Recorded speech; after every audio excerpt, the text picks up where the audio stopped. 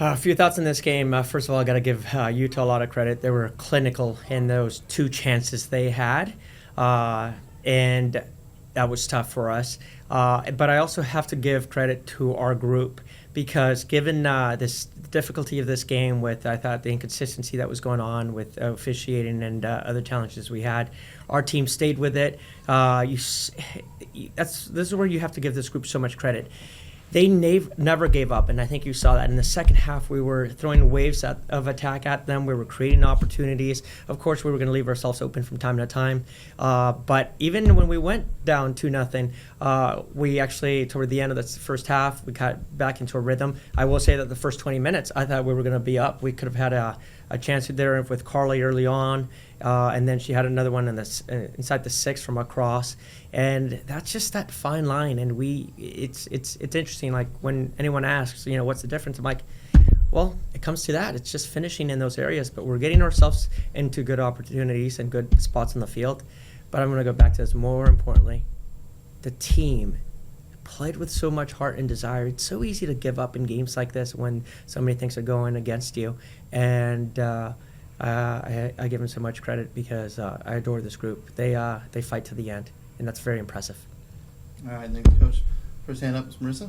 Yeah, just you mentioned inconsistency. It was some of the calls today with Rudy, especially getting her fifth yellow card. Just like how frustrating is that to see kind of some of the inconsistencies in the way that she's called specifically? It's incredibly frustrating and difficult because, look, as a player and as coaches, you can accept if a certain game's going to go a certain way, and what I mean by the first 15 minutes, we didn't think there's going to be that many fouls because she was letting everything go. We're like, okay, this is the type of game it's going to be. It's going to be a more physical game, so let's prepare, and both teams will adjust to that. And then all of a sudden, then some calls were just that we didn't think were necessarily fouls, and then it was just that inconsistency, which makes it very difficult. And then poor Rudy, and I say poor just because, she's... It almost, and I don't know if I could say this, but it almost felt like, she feels like she's targeted. And that's what's frustrating for her because she's playing, and then what defenders do, which is part of the game, is they put a body into forwards. But anytime she does it, for the most part, she gets called, and they don't see that off-the-ball fouls. So that's really her biggest frustration. So when she came to us before that first half, it was certain player, a number. She told me, and I went to talk to the referee at halftime and told him, look, so-and-so is, if you see it off the ball, she's coming to slam into her, and just be aware of that. It didn't really change in the second half, so her frustration built, and, still have to give her credit for also not getting that red card because she's a competitor and she's challenging, and when she sees certain fouls and then her teammates getting called for silly fouls, fouls. Not plays that we didn't think were fouls. It's just frustrating. So, it's. I feel for her because she was just going out there and trying to compete and trying to get us a win. Why do you think she might be targeted specifically? I don't know if she's being targeted. I just said she feels that way. So because she says she's like, they're looking at me because I'm physical and I'm strong. I'm like, I know, and it's just, you got to call the defenders as well. You can't call the forwards. And especially when she's so strong physically. So it's just, she feels like she can't get it right. Yeah. Thank you. Yeah. Right. So, by my count, had about 9 or 10 really good chances today, just unable to connect there with that. I'm gonna, go back on what I said the last couple of weeks is that, outside of just a couple of chances that, on all of that, this still looks like the team is playing super together, super kind of on point, and maybe for me, the best thing I saw today was 55 on the field. 100% in this team playing together and not giving up, and we are playing well. That's 3 games in a row where I think we've played very well, and of course you have your moments, and that's football for you where you might be off, but there are other teams that have taken their chances, and especially Utah did today. But they're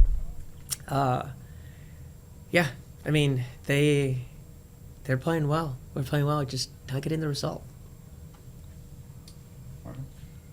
Coach, speaking of Penelope, I'm sure it was great for the It team was. morale just to have her back on the pitch. When you guys are down 2-0 though, and I know she's on a minutes restriction because she's just coming back, but was there any thought of maybe subbing her in maybe after halftime? No, because she's limited, and we're not going to rush her into it. I need her for the rest of the season. She's so important, as you know. And as a coach, you also sometimes you're going to make an adjustment at halftime and see if those players can step up, which we did in the second half, which was great to see. And then so you give the players an opportunity. And knowing that she was limited, I'm like, okay, then we'll put her in once we kind of settled into the game, which we did in that second half. And we're just looking forward and really excited to have her back. And when you look at the way that the officiating, I'm going to say it was one-sided, and the way it just can frustrate a team, it almost seems like you guys deserve a point just for not exploding and not reacting to the way Utah was playing you guys tonight. Yeah, I won't disagree with you.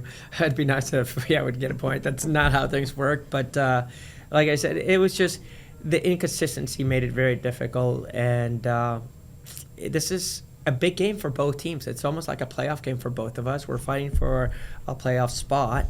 And it'd been nice to have a more experienced, officiating squad in there. And but hey, got to move forward. There's not much that we can do now. Go back, Brian. If there has been an Achilles heel in the play the last few weeks, it's teams kind of sitting in your passing lanes and not giving the team places to go. Utah, when they were successful tonight in turning over and getting the counters, that's really what they were doing, sitting there and waiting for the passes. How do you kind of rectify that going on when this is kind of been a consistent thing the last couple of weeks?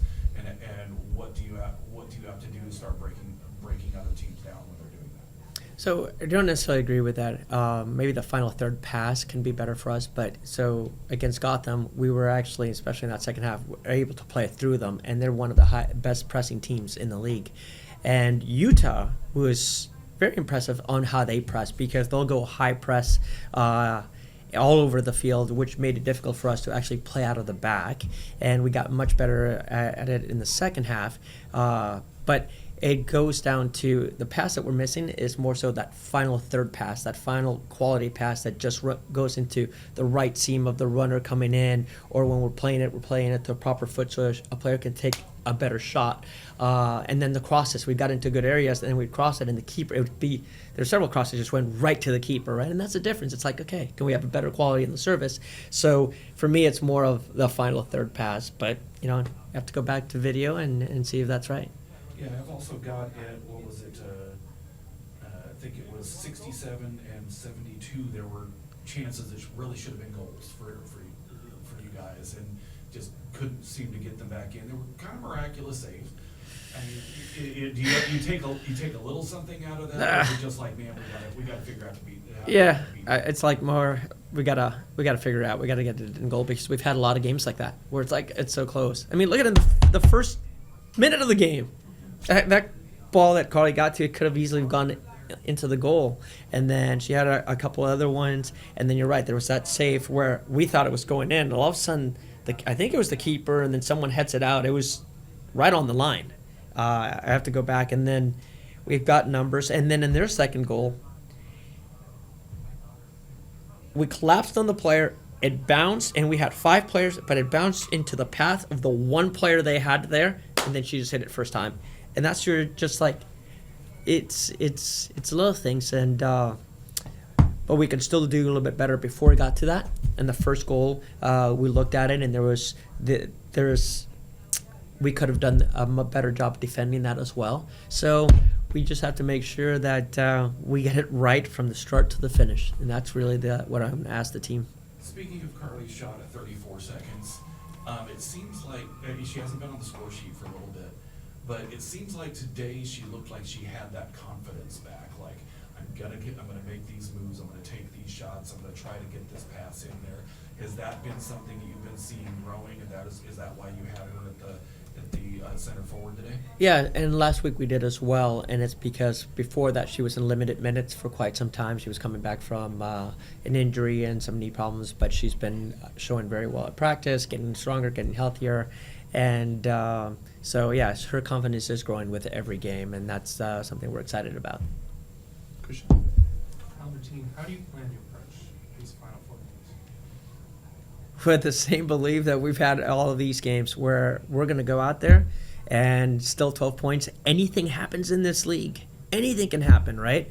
And I believe in this group because regardless of the outcome, we'll still get performances out like this. Because I think this is enjoyable for anyone to watch because our team never gave up. And in that second half, we're constantly just going at the team and at the other team.